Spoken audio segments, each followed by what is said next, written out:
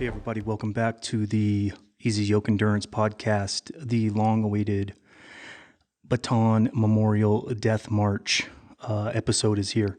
So let's go over what the Bataan Memorial Death March is and the training plan for it, and some of my thoughts that went into how I decided to train for it and what my goals are for the execution of the event. And I'll talk about a little bit about the gear that I plan to use.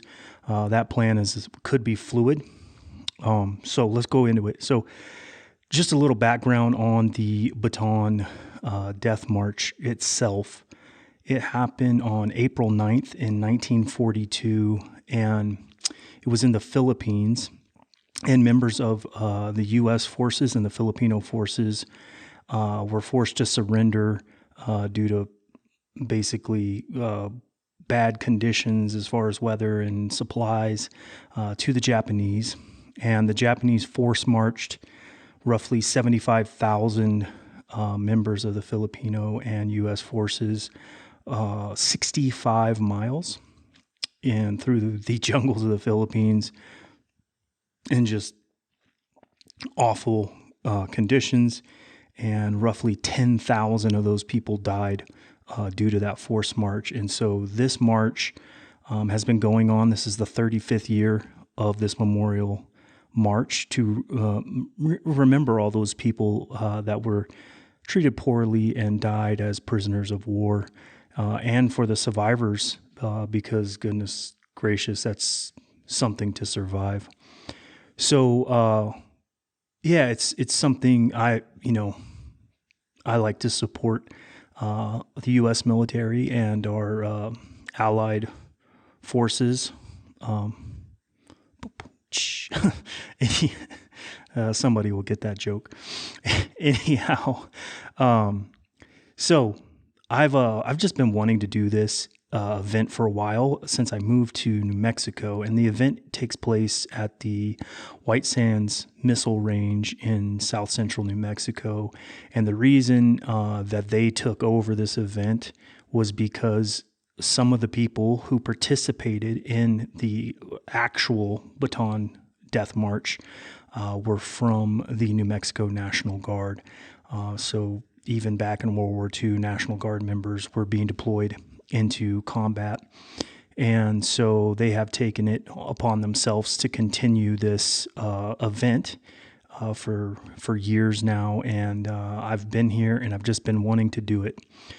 So the event is a 26.2 mile ruck event. You don't have to ruck the event, but the heavy ruck is a 35-pound pack.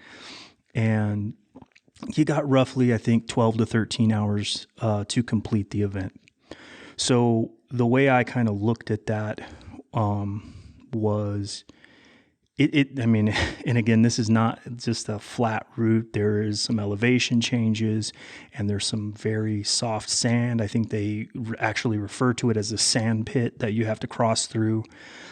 And so if you are training flat route, which I'm going to be training a lot of flat route, not soft sand, but maybe some off-road stuff, but not necessarily exact conditions of the Bataan Memorial Death March. I need to build in a buffer in my pace for the fact that I might be, running into conditions that are going to slow me down quite a bit. So I figured 12 hours.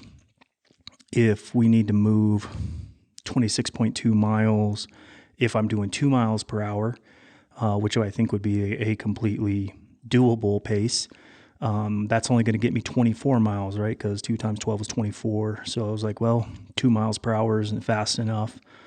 But if we move 3 miles per hour, that's 36 miles, because 3 times 12 is 36. Last time I checked, but I'm not the greatest mathematician.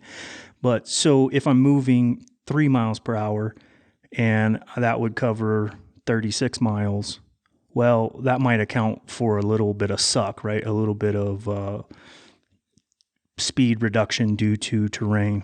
So my goal is to have a 3 mile per hour pace in all of my training, so that when I get to the event, I can actually execute under the 12-hour mark. And I mean, I hope for a lot better, but realistically, with the time available, which I'll go over from now until the event, I don't have just a whole lot of time to build up a pace or speed. So right now, the event is scheduled for March 16th, which is a Saturday, and that is, just a certain amount of weeks away from now in mid-January. So I had to basically put a training plan together to get as many rucks in, along with other, I'm going to continue to do all my Zwift training and start doing some run training as well, which I'll talk about. My next episode, I'll talk about the run training I'm going to do and the run goal that I'm going to kind of try to simultaneously achieve while I'm doing this ruck training, and keep the cycling training, just basically to keep the volume high, because again, the end goal is a full distance Ironman. And so I know that I got to keep my volume pretty high to get to that point. So I went just straight to the Bataan March.com, not Bataan Death March, but BataanMarch.com. And on BataanMarch.com, they actually have a training schedule, a suggested training schedule. And so I went and looked at the suggested training schedule. And on the suggested training schedule, it's a 20-week schedule. Well, we don't have 20 weeks available to us from now until the event. So I needed to condense my training plan and then match it to my life and my schedule. So I basically just did backwards planning from the event schedule, week 20, and then just counted back the weeks and looked at how many miles they're suggesting each ruck be during that week. And so on that plan, they have basically some long rucks that they suggest on a Saturday and 2 medium rucks throughout the week. I will not be able to get the 2 medium rucks throughout the week, but I'll be able to get one of the medium rucks and the long ruck in, and I will have to adjust my rucking days to ruck on Fridays and Sundays. So that kind of fits their schedule. They have a Thursday, Saturday, so I'm shifting that to a Friday, Sunday. And then I'm going to do all the long rucks and all the medium-sized rucks each week. And so I went out, like I said, after the previous podcast, and set my baseline to see where I was at. So let me go to my Garmin Connect and look at the data on that. So I had a goal of doing a 10-mile ruck for the first ruck, and I did not meet that goal. I only rucked, let's see, it says 5.38 miles, which is okay. That is about the 5 to 6 miles is what the medium rucks are. So I'll have to get in my long ruck I'll have to do another medium ruck and a long ruck to really get this week knocked out. So 5.38 miles, total time 1 hour, 39 minutes, 18 seconds, with an average pace of 18.26 minutes per mile, which is faster than 3 miles per hour, because 3 miles per hour would be 20-minute miles. And so my average pace on my first ruck with the 35-pound pack. Now, I only took a 35-pound pack with a built load. They suggest you build your load out of non-perishable dry goods or canned food, because there's a donation at the end of the race where you can donate that canned food, and you have to wrap it in clear tape. So that is exactly what I did. I just went to the pantry, got a bunch of canned food, and built a load and wrapped it in clear packing tape to keep it together, in your rucksack. So I only had the 35 pounds. Now on the actual march, I will actually have to have more than 35 pounds because I will need water and food and foot care items such as moleskin, maybe dry socks, but more 5.38 miles. I don't need all that stuff. I did bring a water bottle, so whatever a water bottle weighed in addition to their 35 pounds. So at 18.26 miles per hour, or mile pace, that is 3.3 miles per hour. So just slightly over the 3 mile per hour speed goal. So I was very satisfied with that because that just means I should be getting faster. Of course, 5.38 miles, I don't know how much pace I'm going to lose as I increase the distance. And if I'm looking at the data here, I had basically no elevation change. I was at 5,250 feet and 5,138 feet. So the total change in elevation is basically 100 feet. Not a big deal. But yes, it looks like I maintained that pace basically throughout the ruck, because I had an average speed of 3.3 and a max speed of 3.7. So I didn't have a very big variation in my pace, which is good because pacing is always difficult to me. One of the other good pieces of information I saw here is my heart rate data. And my heart rate data was between my average was 83 beats per minute and my maximum was 139 beats per minute. So 139 beats per minute for me is basically what you would call that's like your threshold, your functional threshold heart rate for a person of my age, which is sort of just basically done off of the math equation that says you take your age, which I'm 40 years old, and you subtract that from 180, and that will give you what your kind of general suggested functional threshold for heart rate is. And so 140 beats per minute is what I have as my functional threshold. So knowing that I was able to maintain that 3.3 miles per hour and not have a max heart rate over my threshold is really good data, really good information. And it's really encouraging to me that I'm going to be able to train for this event and execute at the event. Now, I have already paid my dues. I've already registered. I've already booked a campsite to camp out close to the event so that I can be there. They did release the packet pickup information now, and they have the 2 days prior to the event are the packet pickup days. I will be able to go 1 day prior, pick up my packet, set up camp, and then do the event the day Saturday. So I'll show up Friday. And I went ahead and camped for the following Sunday because I might be a little beat up and maybe I'll want to sleep in for a while on Sunday. So that is a quick overview of what the event is and how my training plan is going to be applied. Let's look here on the website. Let's see some of the course notes here. Looks like we start at about 1,300 feet of elevation and we get up to looks about 1,650 feet elevation. So from and we drop down before. So there's a little decline at the start. So it goes from 1,350 feet elevation and it drops down to about 1,250 feet elevation and then climbs from 1,250 feet all the way up to 1,650 feet. So there is basically a 400-foot elevation climb over, let's see what the distance marks are. So that's between about 10,250 feet to the 21,000 foot mark.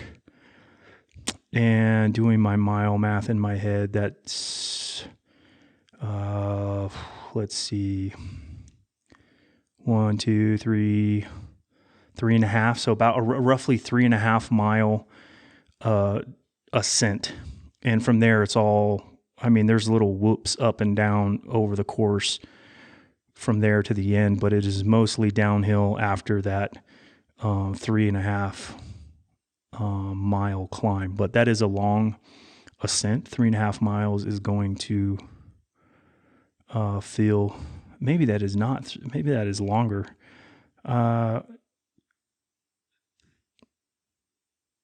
Yeah, I'm not sure if this is a loop event and this is, you're going to have to climb that twice.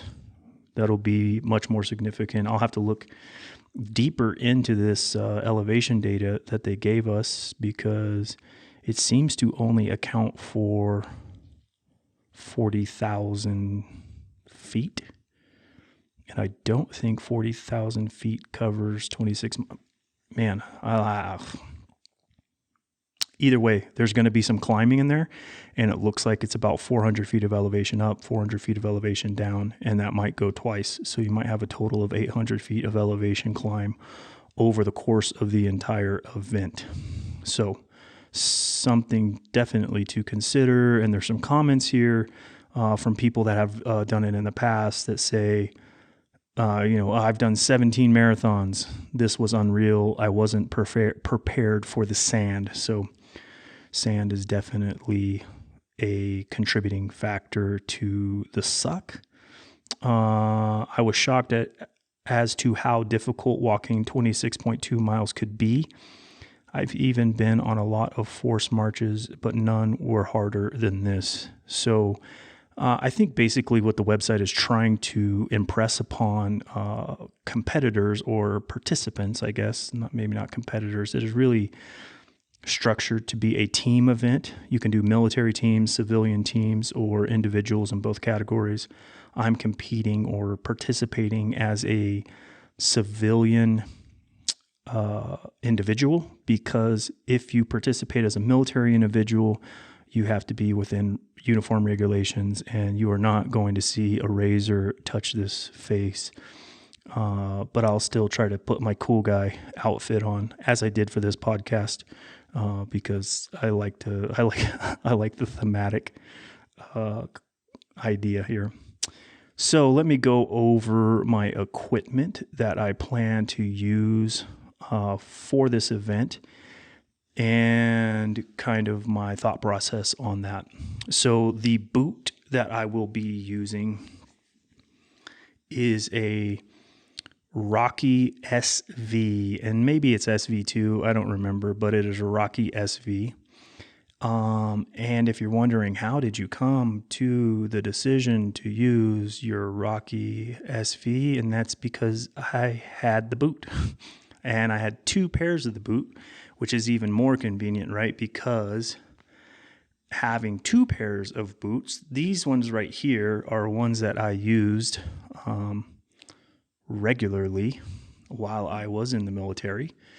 And so they're kind of beat and already worn in. But I had a second pair of boots that was my inspection ready set of Rocky SVs. So those boots haven't really been worn and still haven't been worn to today. So I'm starting my training in my worn boots, but I will be cycling in the fresh pair so that I have a relatively new boot, but also a boot that's been broken in before this long march, but it's not broken in to the point where it's broken. Now, I don't know if these are the best boots for the job. Rucking over sandy, mountainous, rocky terrain. Goodness, it seems like at the same point in every single podcast, I have got, to clear my throat a bit. Anyhow, typically when I do some kind of hiking event or hiking, rucking thing, I like to wear a boot that has a stiffer shank. And that stiffer shank kind of prevents foot fatigue, especially over rougher terrain when you have a heavy load on your back. If you don't have a heavy load, you don't need it as much. But when you put a heavy load on, that stiffer shank, can help you have less foot fatigue over rocky and uneven sandy terrain, all of those types of things. However, since this is a military memorial event, some people actually try to go out in the event in period correct equipment, meaning they try to wear the kind of equipment that was available to the U.S. and Filipino soldiers in 1942. Not highly technical. Other people, I've seen, I think a guy walked it in a stormtrooper outfit. So people kind of do different things, but to me, I think it would be reasonable to try to do it because there's a lot of people that are going to be doing it in full military uniform.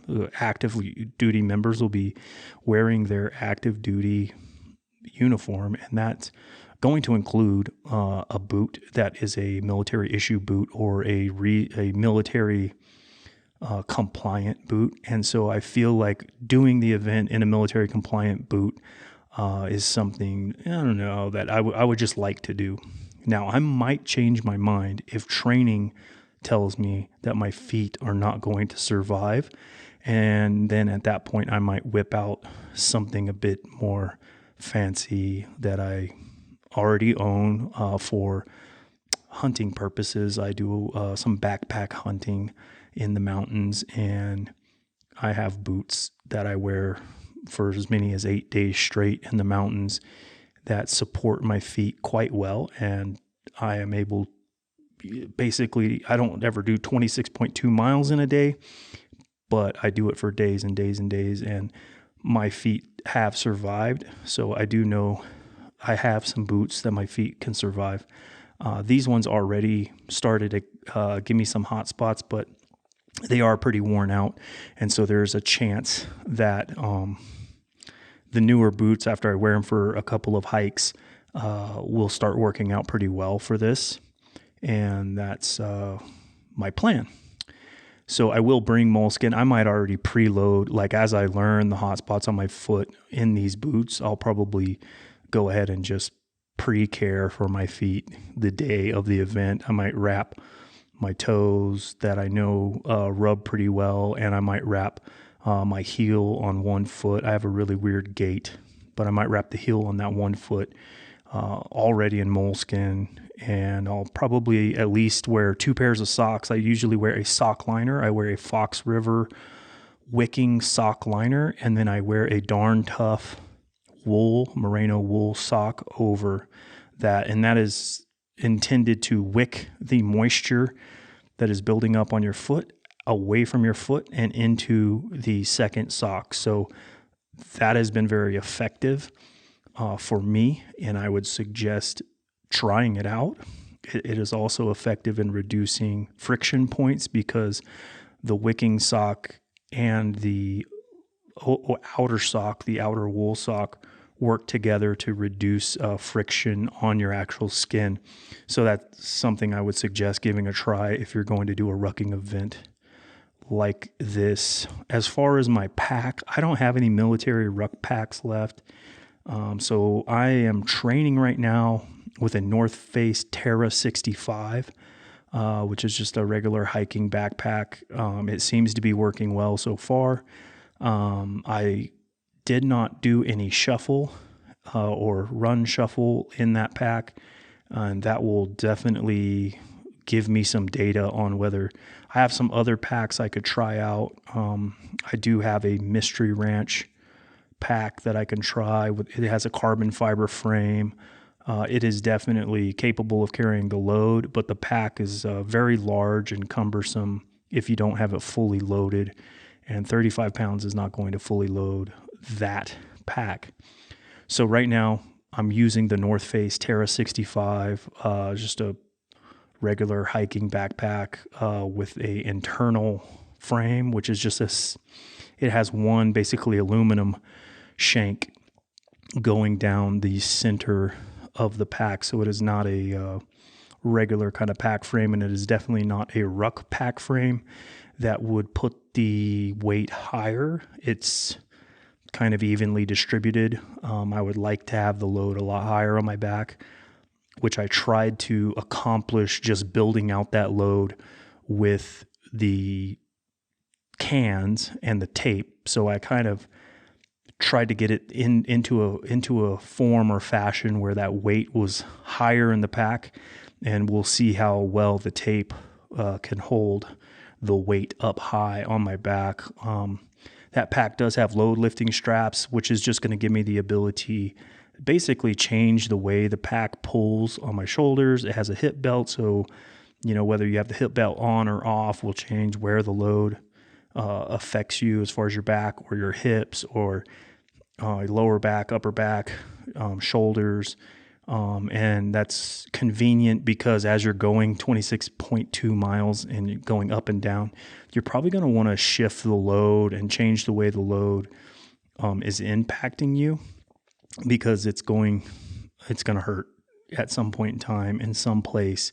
And being able to shift that load off of a place that's hurting or off of a place that's chafing into a place, that hasn't been as heavily impacted yet in the hike or the ruck is going to be beneficial. So if you're doing it, just use whatever. If you're training for a rucking event, you just load a pack that you have, and then, work towards figuring out if it's something you can use or if you need to go into some other kind of pack. But people hike it with all kinds of different packs. They hike it with packs that I would never ruck with, just regular backpacks, fully loaded, and good on them. But that'll be hard on the shoulders and the back to have a pack that didn't have any way to shift the way the load is impacting you as the rucking mechanism.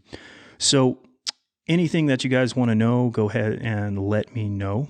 I'm really excited to do this event. Like I said, I've been wanting to do it for a while and I just keep putting it off, but this is the year of endurance, and this is the year of the Easy Yoke Endurance podcast. And so that is what's going down, and I will come back weekly and give you updates on the training and how it's going for this event leading up to the event. And maybe I'll get a camera out or a GoPro out on the actual event and get a good video together, not really a podcast, but a video together that will, just kind of show my experience. But so far I've learned that when I go try to do something, I have not been able to do things and film them at the same time.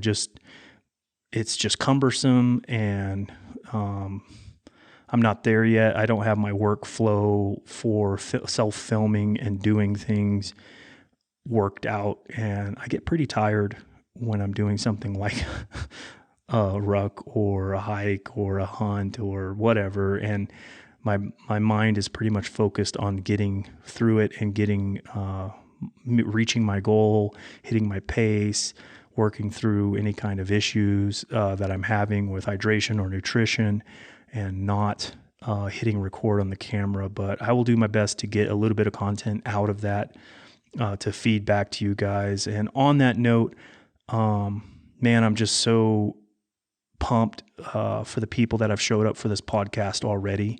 And I'm just looking forward to the future, working with all of you guys, talking with all of you guys about your goals and the things that you're doing, and getting together and doing some group rides. I know that's something some people have brought up that I think is could be awesome. Maybe one day we can even actually have our own Zwift group, Easy Yoke group, sanctioned group, get a little tag with our Easy YL or Easy Yoke Life tag like some of the other Zwift groups have.